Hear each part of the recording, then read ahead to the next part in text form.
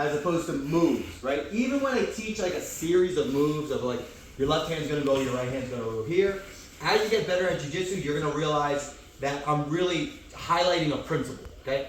So generally speaking in jiu-jitsu, you want inside control. Let me borrow Zach. And what I mean by that is, I want, generally speaking, I want my arms on the inside of my opponent's arms here. I have more options from here than as opposed to vice versa.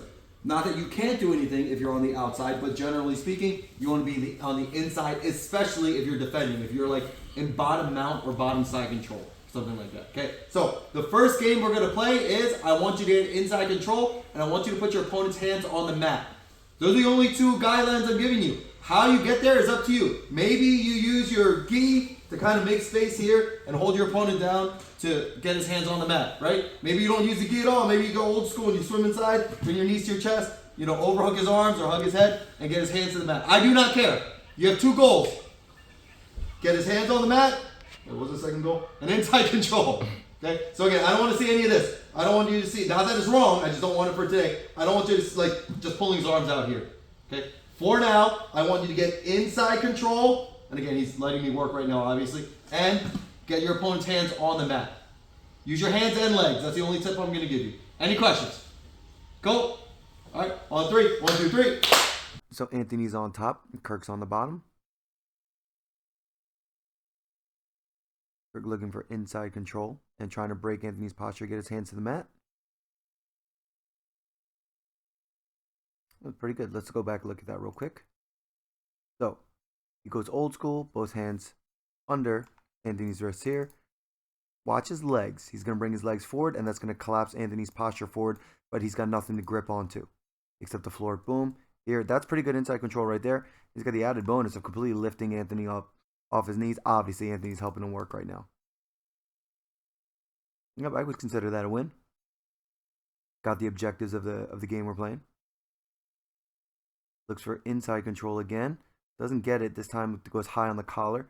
Pretty good. I would argue Anthony's still in a defensible position right here because of the position of his hands, which is why I was telling them to get their opponent's hands on the mat. You don't necessarily have to get them to the mat, but that's a very clear indication that you have a clear shot at their collar. Here, he gets inside. Oh, let's look at that again. And Anthony swims right back inside. So, we're here. Kirk looking for that inside position. If you can get overhooks on his opponent, or underhooks on his opponent, he'll have the inside position. But Anthony does something very smart. Swims back inside. So now he's got inside control. Here. Boom. That's a little bit better from Kirk. His opponent's hands are on the mat, and he's got like mantis control right here and here. Reset. Again, Anthony starts in that tall posture.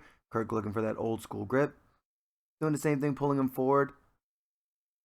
I would like to see Kirk control Anthony a little bit more at the biceps here. He's trying to get his hands on the shoulder, and Anthony's able to swim his hand back inside.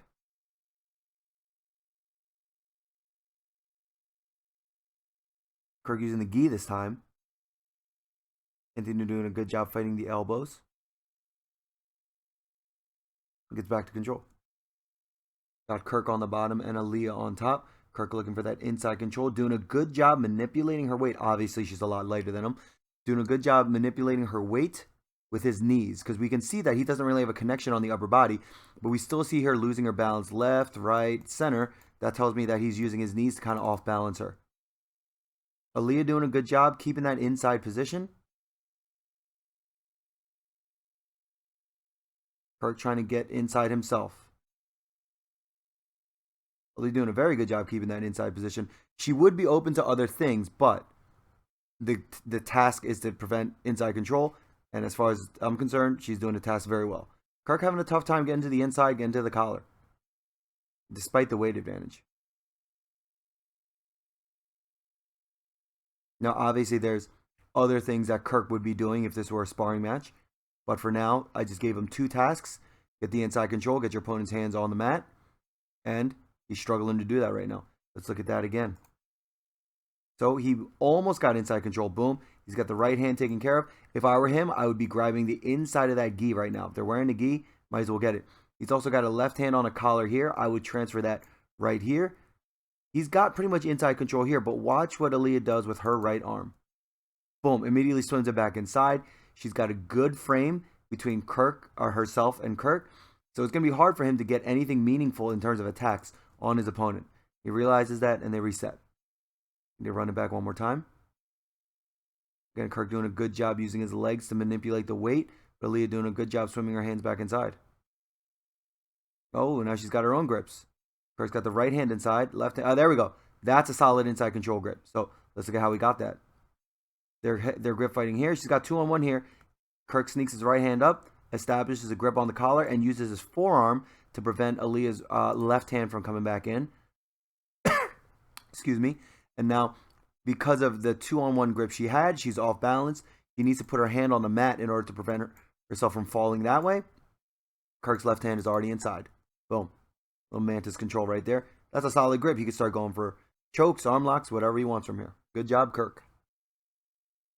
Anthony on top, Zach on the bottom. Zach looking for that inside control, trying to get his opponent's hands the mat right now.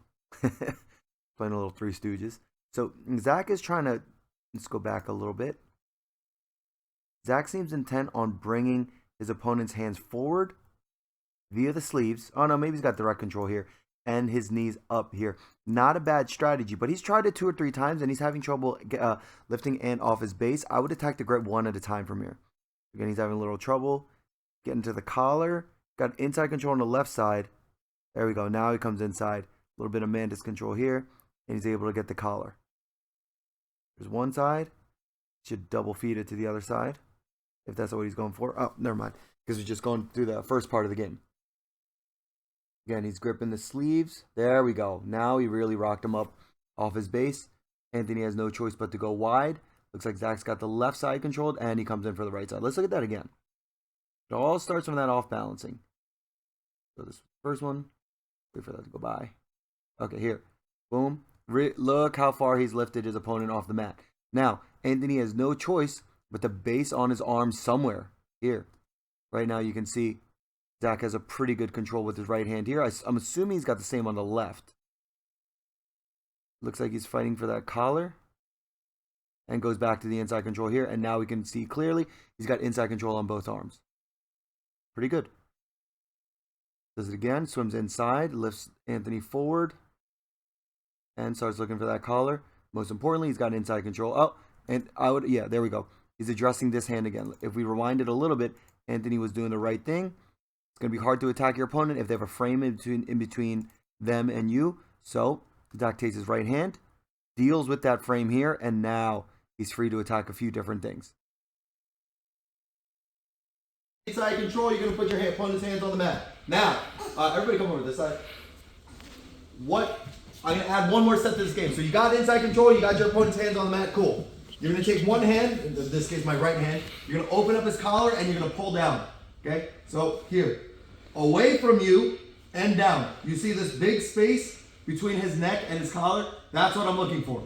Okay, so again, from here, we're fighting, right here, right? I pull him down to get his hands on the mat. 1, 2, 3, I win. This position for 3 seconds, okay? If I go 1, 2, and he can get his hand back inside, no good.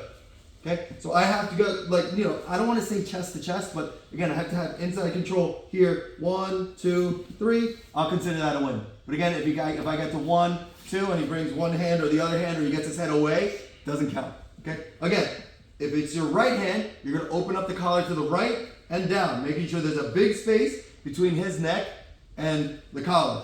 Same thing with the left hand. If I go left hand, I'm going to open to the left and down, making sure there's a big space between his neck and his collar. Let's look at what the gi is as a unit, okay? If it's long on one side, it's going to be short on the other because it's just one giant piece of fabric, right? So if you look at my right side, his left side of the gi now, you can see when I pull to my left, it shortens up the gi to the right, and even more when I pull it down. Any questions? Okay, inside control, hands on the mat, gi to the one side and down, big space, hold that for 3 seconds. Cool. All right, on 3, 1, 2, 3. The posture here. Again, I'm using the collar not only to help further break their posture down, but in order to get my grip. The reason I want you to open the collar and then get the grip is because, give me like 30% resistance, yeah. So like, yeah, if I'm trying to break his posture down, I finally get his posture down. If I just try and choke him from here, look at all this space. Look, this is my initial grip. Look at all that space I just gave him. And he's doing the right thing by blocking my arm, right? If I just go for the grip, look at all this space I have. However, if I take the slack out of it and then I get the grip, go to defend again, look how much deeper it is right now. Okay, so get used to the concept of double and triple feeding your grip, meaning I don't just grab the grip, I open and then grab the grip. Later, in other situations, you're going to triple feed where you go 1, 2, 3. Right now, we're not going to do that. We're just doing a double feed, right? So I broke his posture, right? I'm doing all the right things. 1, 2. As soon as I make the grip, I straighten out my wrist. It was like this, now it's like this, okay? That's going to force my wrist into his carotid artery here, right? When I make this second grip, watch, I use my whole body to come over. Make that grip here. Now, again, I use my whole body to bring him down and myself up for the finish. Okay. Any questions? Sorry, the light bulb just went off? Yeah. The second grip. So you're kind of like monkey pawing it, kind of? Right, yeah. I'm looking for this part of his gi here. Because again, I have several different options. Ideally, my hand also inverts, goes here, and that's a really strong grip. I've never seen that in competition. Because again, once I get here, I'm here, we're still fighting. Yeah, his hands are coming inside, right? I'm trying to maintain this. When am I going to have the time or space to come into here? Right, look, he's already blocking me with one arm. And it's not even a strong grip, right? However, I can come around here and get this grip. And now, start to choke. Okay? I'm not saying don't do this. I'm saying this is probably more realistic. Okay? And again, with the grips, you can play around with the grips. You can go both under. You can go both over. Here. You can go one under, one over. It doesn't matter. Okay? Whatever works for you in that situation. Cool? All right, on 3. 1, 2, 3. 2 things to launch any attack at all. Zach has really good posture right now. It's going to be really hard for me to sweep him by taking him off his base or submit him by getting him in a choke or an arm lock because he has good posture. In order to do anything to my opponent, I have to break their posture first. A good way to do that is probably to get his superior grips, which is probably going to mean inside control. Meaning, I can grab his collar from here if I want, right? I said, rip the, if you're using your right hand, you're going to rip the collar to the right and down. Technically, I can do that from right here, right? However, how easy is it for him to just lift his hand up to his head or just keep his posture, and then I can't really do much to him, right? Which is why, from here I'm stressing like inside control, break his posture. Now, me holding it like this, big difference between here and here, even though they're the same grip, okay? So again, right now getting the collar is icing on the cake. I want inside control first, I want to break his posture. Now I've opened up here, okay? I made a big gap between his collar and his neck. Also, at the same time, I took the slack out of the other side of the gi. From here, if you're holding with your right hand, if you're holding the collar with your right hand to the right and down, your left hand is going to invert and get as tight to his neck as possible. Everybody see my wrist? It's curled. Here. I'm going to grab as hard as I can here, and now, as I grab, I straighten out my wrist. Okay? So it's curled going in, and then when I make the grip, I straighten my wrist out. Okay? Now it's tight against his carotid. Okay? From here, my top hand is going to come over to the other side. Look for the top of his gi, close to his neck. Here. There are a couple different ways you could have your right hand. The easiest way is going to be to come over and grab the top of his gi here. The most secure way is going to be to come under his hand. Again, my right hand is going to look like my left hand, invert here. However, I will say this. While this inverted hand is the most secure grip, it's also the hardest grip to get when you're fighting. Because the gi won't always be big and loose like this. Okay? The hardest grip to finish, but the easiest grip to get is this overhand grip here. Because this gi will always be loose here, and I can just grab it here. However, it is the hardest on my grip strength. Okay? You have to make that decision. Do I want security or do I want speed? What does the situation call for? Okay? So let's look at what we have so far. Right? I broke my opponent's posture. I opened up his gi. My first hand inverted. As I make the grip, I straighten out that wrist. See what I just did to his neck? There's no contact on his neck right now, or light contact. Now when I straighten out his wrist, I'll straighten out my wrist goes right to his carotid artery. Okay? From here, my other hand comes on top, grabs a secondary grip here, and now couple things happen at the same time. I pull my elbows past my body as I lift my head up towards his. Here. For the tap. Okay? Again, let's get all this from the beginning. He's got good posture. If I just got this grip here, I got nothing. Okay? So, I'm going to work my way past his grips. If I just grab his collar here, there's a lot of slack, which is why I'm having you open first, take all the slack out, invert your hand inside. Now, as I make the grip, I straighten out my wrist, so one hand is connected to his artery. I come over to the other side, look in his ear, grab the other side on top, and again, I'm not just pulling with my arms, I'm basically doing a pull-up or a row, right? So as my elbows go past my body, I'm lifting my body up towards his for the tap. Any questions? Cool. All right, on three. 1, 2, 3. So now under very little resistance, they're looking for that inside control and also going to look for the choke. So from here, Anthony gets his opponent's hands on the mat here. Obviously, Santino's not resisting much right now. He's going to double feed the collar and go for that X choke, cross collar choke, whatever you want to call it. So he's going to the wrong side right now. So make him start over. Gets inside control. Trying to get inside control. Gets his opponent's hands to the mat. Again, this is what it's going to be like when you're sparring. Your opponent's not going to let you get to their collar. So from here, he's going to open up. Yep, there we go. Now he's got inside control. Now Santino has both hands on the mat, so it's hard for him to defend. Again, if this were sparring, obviously this would be a lot faster. But in that split second, he's going to use his left hand to open up his collar, make a path for his right hand. So the right hand can go in deep here. Pulls him down, finds the opposite shoulder, and pulls for the finish. I see his elbows wide. Yeah, his elbows need to go a little bit more past his body, not out this way. Like you're doing a, what do they call it? An inverted row or a pull-up.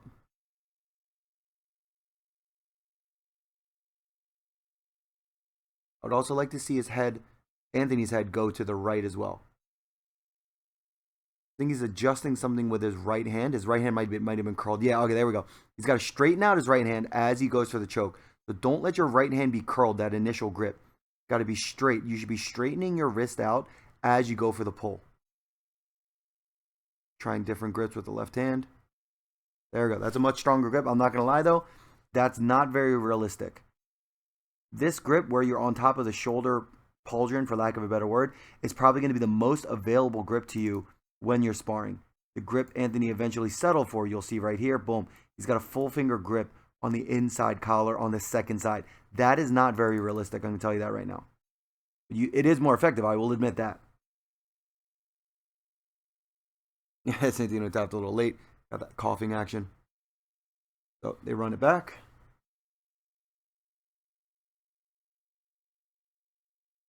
Anthony gets inside control. So he's just pulling on the collar right now. I want to see him open it. That way your second hand can get in really deep with minimum resistance.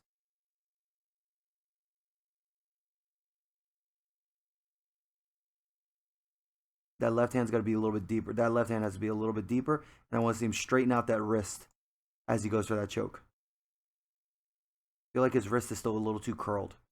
There we go. Kirk on top and Zach on the bottom.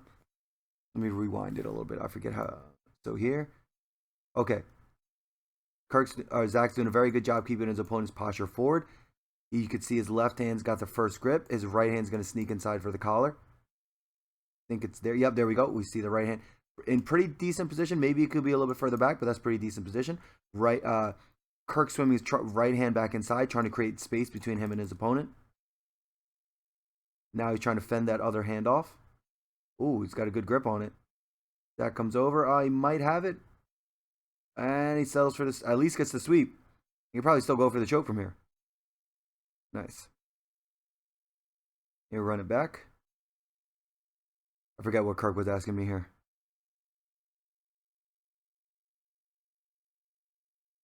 Fast forward it a little bit. And they go in.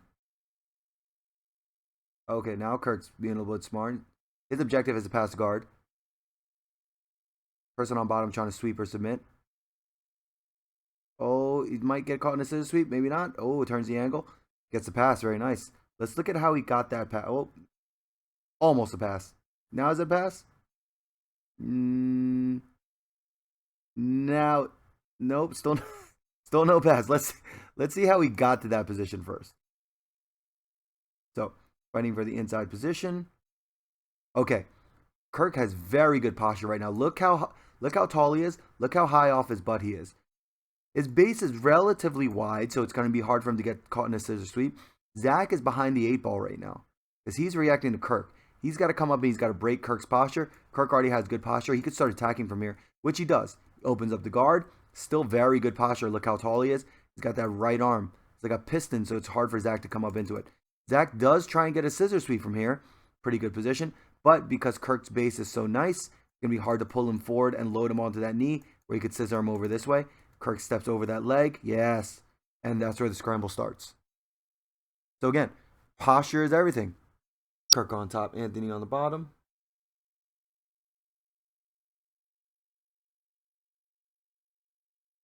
Kirk got a good grip on the belt. Anthony having trouble breaking that grip. There we go. There goes one. Still got to address it. Doing a good job, like taking Kirk's wrist at an awkward angle to neutralize it. Uh-oh. Kirk's got good posture. He's going to start to pass. That was awesome. Let's look at how that happened again. Kirk got that good posture. Look, he's up super tall. He's got that piston between him and Anthony. So before Anthony does anything, he has to address that. But Kirk's got a super tight grip on that. Already working that guard break on this side. And passes to the half guard. And I just made them reset from there. I didn't want to get too into the weeds. I told them a person on the bottom has to sweep or submit. Trying to use, at least trying the cross collar choke. Person on top has one goal, trying to pass.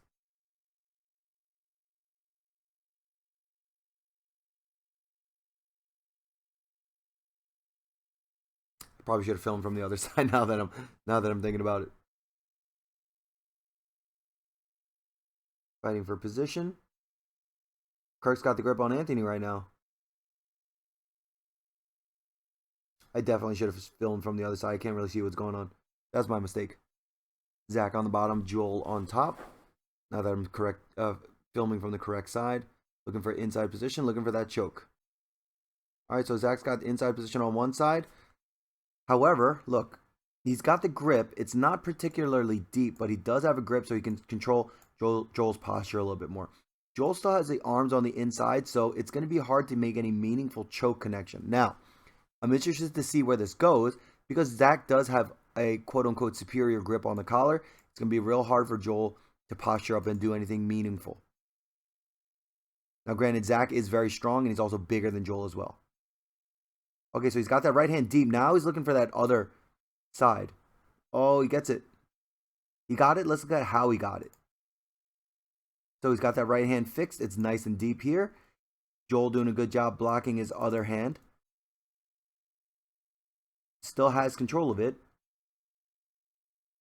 Zach, okay, I see it now. Let's rewind. Look at how Zach shifts his body. Shifting it to the right here. Now shifts it to the left and breaks Joel's posture to this side. Let's look at that again. This time, take note of Joel's posture relative to Zach's. Here, he's still good. There's still head-to-head here. And boom, now it's broken. Now Zach can easily get to that collar and finish that choke. Good work by Zach, moving left to right. Lateral movement, nice. Breaks Joel down. Oh, gets that deep collar immediately again. Further breaking Joel's posture. And again, look, he's got Joel all sorts of out of whack.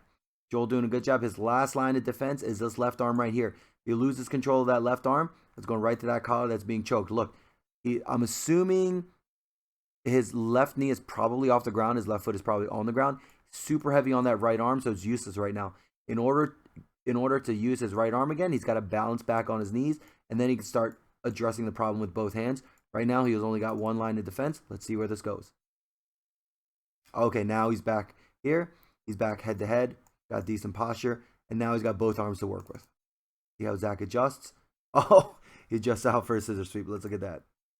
Here, boom. Sits out. Let's see. Joel's base is relatively narrow. His weight is forward. Zach's going to give it one last pull. And There's a sweep. Textbook. Boom. Right into mount. That was wonderful. Run it back.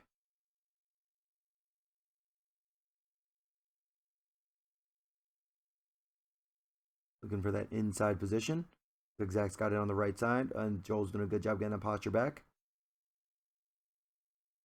And end it right there. Joel on top, Santino on the bottom. Got the inside collar here. He's got long arms, so he might still be able to finish it from here. Oh, he had to let go because Joel got the inside position. There we go. Now he's starting to. Now Santino's looking for priorities. Good. Okay, beautiful. Let's look at that again. That was very nice. So he realizes he needs that inside position. Joel's not giving it to him. So boom, he's got inside position here. I wouldn't necessarily go for an overhook because you're going to need to grab that collar. But I would, again, that's the reason I like Mantis control from here. But pretty good control right here. Let's see what he does with his right hand. Sneaks it inside. Boom. Joel is so preoccupied closing the distance between himself and Santino that he doesn't address Santino going for that double feed here. Opens up the collar, sneaks his right hand way deep inside. That is beautiful positioning right now. Look, Joel's hand is still on the mat over here. If Santino can make that connection on this side, it's a done deal. There we go. Very nice. Good setup. Good execution. So they go again. Joel's got good posture now. Oh, Santino tried to do something, but Joel had good posture. Good. Gets it back. He's got to start looking for inside position. Okay, there's one hand. I'd like to see a little bit deeper.